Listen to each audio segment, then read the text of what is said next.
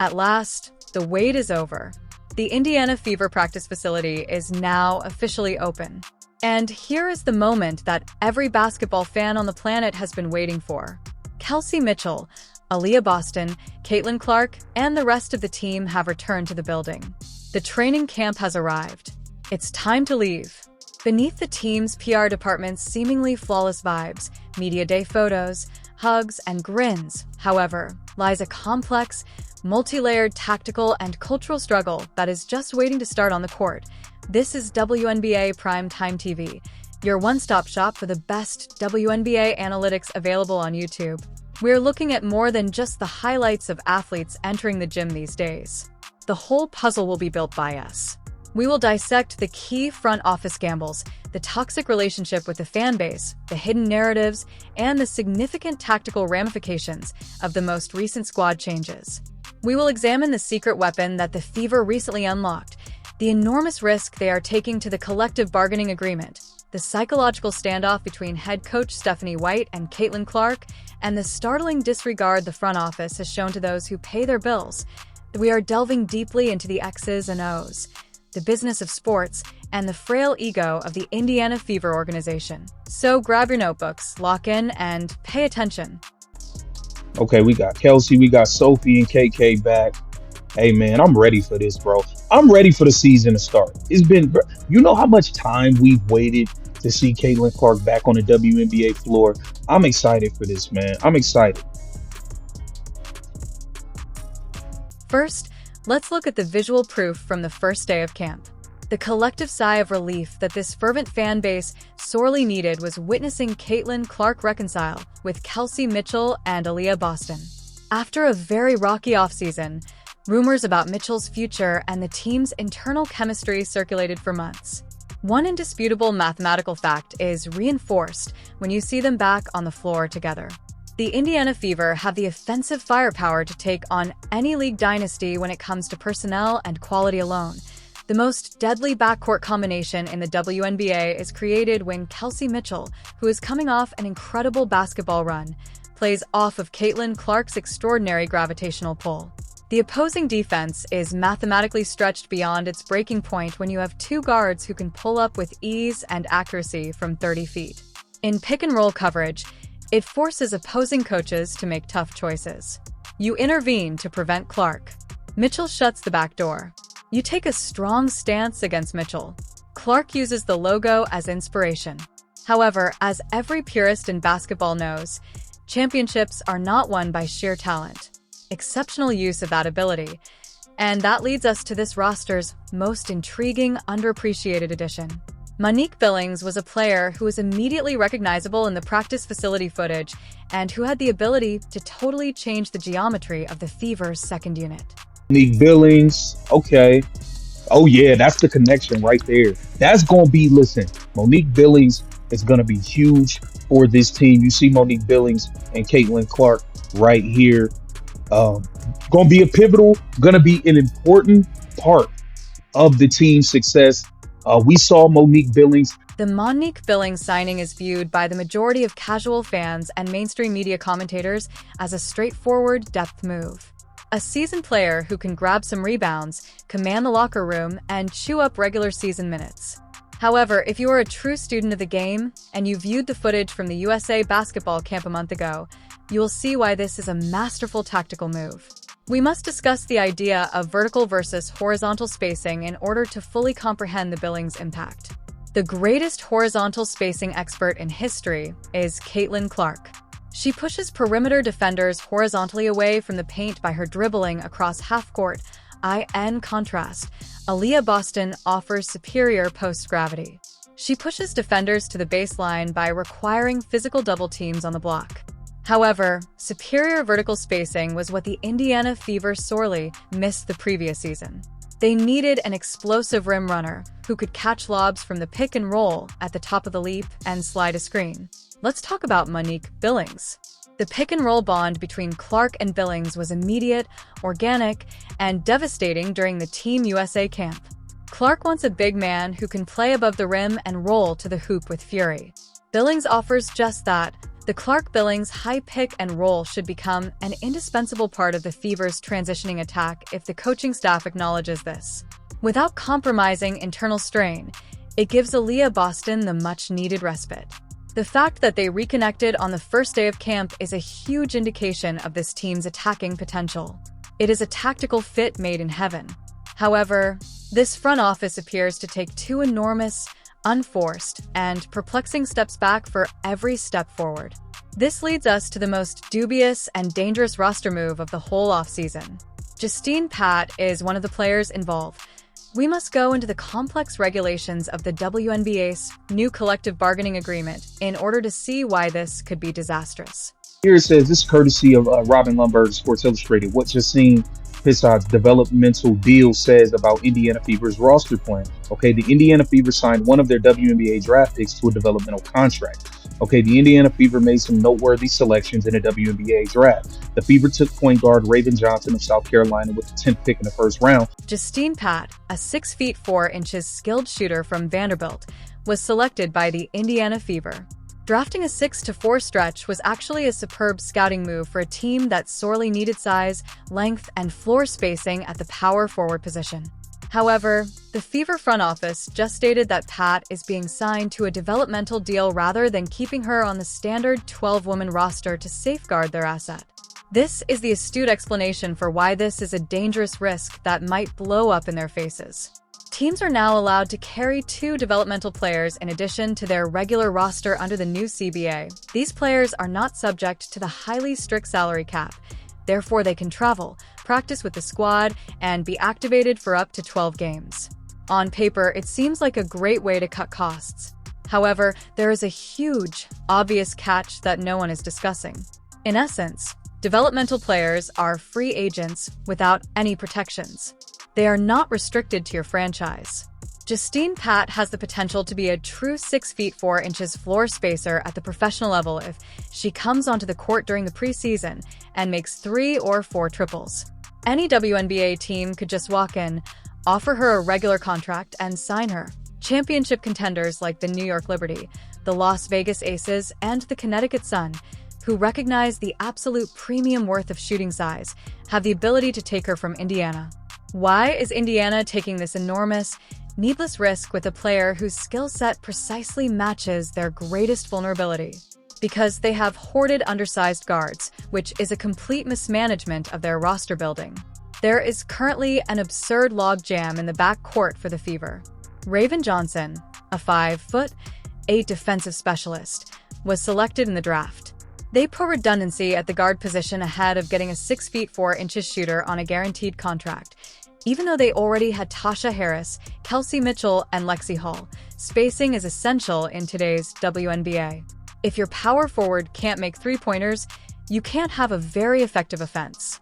Throughout the season, Aaliyah Boston will go up against oppressive triple teams if the opposing 4 can safely slack off their assignment and pack the paint. For that particular situation, Pat was the best insurance policy. It is a basic misallocation of cap space to sign her to an unprotected developmental contract while retaining 6 guards. The Fever front office will be the only ones at fault if a rival team steals her in 2 weeks. However, this team is afflicted with a much more serious illness, of which the roster construction is merely a symptom. This leads us to the biggest problem in the room. The players have returned. The smiles are being captured by the media. But what happens after the first practice whistle sounds? The doors lock and the cameras shut off. Clark at small forward, best believe I'm going to address it. But up until then, I'm going to root for Raven Johnson the same way I root for all the Indiana Fever players to play well, because I root for Caitlin Clark. So I hope Raven Johnson is out there locking people down, making spot-up jump shots, passing Caitlin Clark the ball, and getting the hell out of her way. So I'm going to root for her until further notice, okay? Now, here it says... We have been examining head coach Stephanie White's concerning remarks for the past week. The image is no longer merely alarming if you have been closely observing the precise language that this coaching team has been utilizing. It's a tactical nightmare. Moving Caitlin Clark off the ball is not just something the Indiana Fever are considering. They are intentionally and purposefully constructing a squad that will position the best playmaker in the history of women's basketball as a small forward. The breadcrumbs have been falling for more than a year, So let me make the connection for you. After the draft, Stephanie White used the microphone to classify her guard rotation using highly precise and illuminating language. Tasha Harris was classified as a combo guard by her. Caitlin Clark is a player that can play both on and off the ball, according to her. Importantly, she identified rookie Raven Johnson as a legitimate point guard. We are no longer speculating about the approach. When a head coach officially labels a rookie with a defensive mindset as the actual point guard and reduces her generational MVP caliber superstar to a versatile wing player. The plan is in place. The Fever are getting ready to implement a perimeter rotation in which the 6-foot Caitlin Clark is moved to the 3 spot, Mitchell or Harris runs the 2, and Johnson runs the 1. This leads to a significant basketball realization. In contemporary heliocentric basketball, the myth of the genuine point guard, a basketball concept stuck in 2004 is Stephanie White's wish for a true point guard to set the table. When you have a heliocentric superstar, the old-fashioned pass-first point guard who just starts the offense and moves aside is becoming completely obsolete in today's game. Take a look at Luka Doncic. Take a look at LeBron James. Take a look at Nikola Jokic. These athletes don't conform to the conventional definition of a 5'10" point guard. However, they are unquestionably the main playmakers. Why? Because putting the ball in the hands of a conventional point guard really makes your offense worse when you have a player whose gravity, court vision, and scoring threat are so great. The most dangerous individual on the floor loses possession of the ball as a result. The ultimate heliocentric hub of the WNBA is Caitlin Clark. Removing the ball from her grasp would be like purchasing a Formula One race vehicle and making it carry groceries in a school zone. The car is physically capable of doing it, yes. Her lifetime three-point shooting percentage is 34%. She can spot up while standing in the corner, but you are totally undermining the very quality that sets her apart from other generations. And let's see how this affects Aaliyah Boston. The defense falters, drops below the three-point line, packs the paint, and clogs the driving lanes if Raven Johnson, a superb defender but a low-volume perimeter shooter, brings the ball up the floor. The opposition center is pulled out of the paint by Clark's shooting gravity, allowing Boston a wide runway to the basket, which is the whole reason the Clark-Boston pick-and-roll is so deadly. The gap disappears entirely if Clark is acting as a decoy by standing in the corner. Stephanie White is choking her franchise center with paint while attempting to remedy a perimeter defense issue. Tactical malpractice is what it is. The data from the previous season is blatantly clear. The Indiana Fever had a plus 6.4 net rating when Caitlin Clark was the main ball handler starting the offense. They performed with exceptional efficiency, velocity, and flow. The offense stalled into a predictable, league-average mess after she lost possession of the ball. Why is the Indiana Fever front management so fixated on this plan if the math and basketball geometry both indicate that it is a lousy idea? This necessitates a thorough examination of sports management psychology. A perfect example of the system versus superstar complex is what we are seeing in Indianapolis. Ego is a natural motivator for general managers and coaches. They wish to be recognized as architects. The Dawn Staley School of Basketball is respected by Stephanie White. Dog battles that are defensive, extremely disciplined, and low-scoring. The coaching staff faces an identity issue when they inherit a player like Caitlin Clark, whose skill transcends any playbook. The story will always be that Caitlin Clark won the championship if the Fever let her to shoot logo threes and make full-court transition passes. However, if Stephanie White can play Raven Johnson at the point and push Clark into a disciplined, defensive-minded system, and if she can win games 72-65, then the story becomes that Stephanie White's excellent system won that ring. They are attempting to demonstrate that their system and culture transcend the superstar. Dynasties have previously fallen apart due to the same hubris. And the way this front office handles the fans who pay their salaries is a direct result of their haughtiness and complete unwillingness to change with the times. The Timmons, okay? So they have officially put Justine Pissot on a developmental deal. But hey, the team is back. Everybody is back, ready to go. Okay, ready to lock back in. I'm excited for this. I'm ready for some games to start getting playing. Stephanie White, It is hard to talk about the tactical disaster of the Indiana Fever without also talking about the off-court cultural disaster. While the coaching staff is busy trying to control its superstar, the executives are busy focusing on the fan base.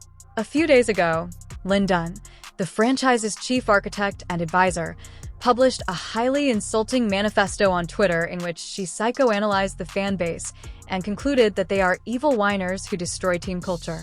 The wealthiest and most devoted fan base in WNBA history is being told to stop talking by this 78-year-old gaming legend. The Fever supporters are not like other sports followers. Because of Caitlin Clark, the vast majority came. The $130 jerseys were purchased by them. They purchased subscriptions to League Pass. The new $78 million training facility was financed by them. Additionally, they're acting just like engaged customers when they voice legitimate analytical concerns like the coach moving Clark off the ball or the team selecting another undersized guard rather than a forward. Their investment is being safeguarded. It is a basic misconception about the sports business model to refer to them as complainers. You will be upset if the chef serves you burnt toast after you ordered a premium steak. You don't anticipate receiving a booklet about the 4 categories of complainers from the manager.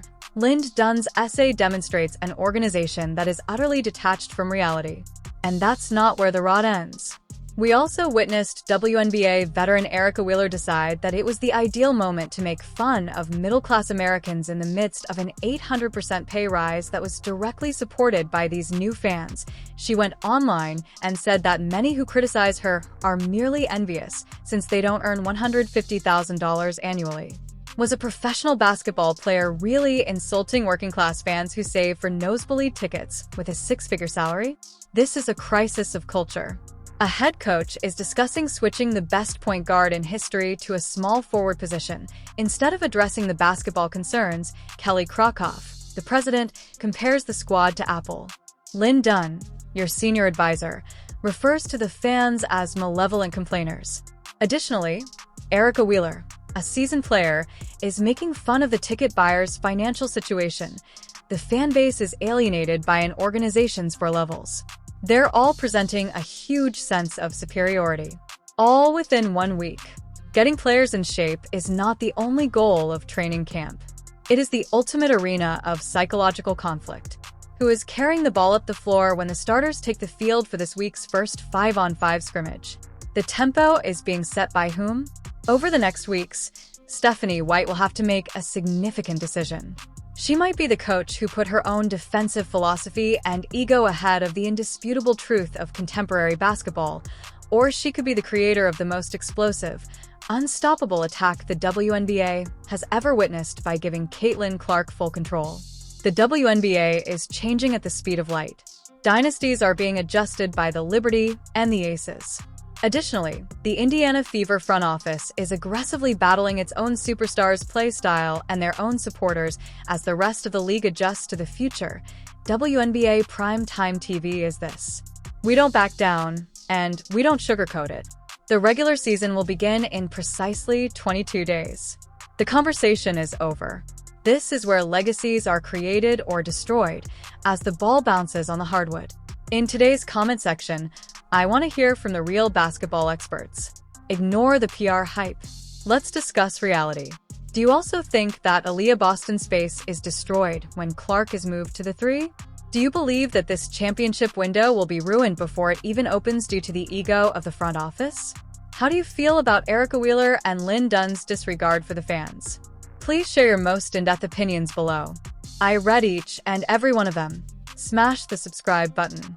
To ensure you don't miss our training camp breakdown later this week, hit the notification bell. Keep the vision alive, as always.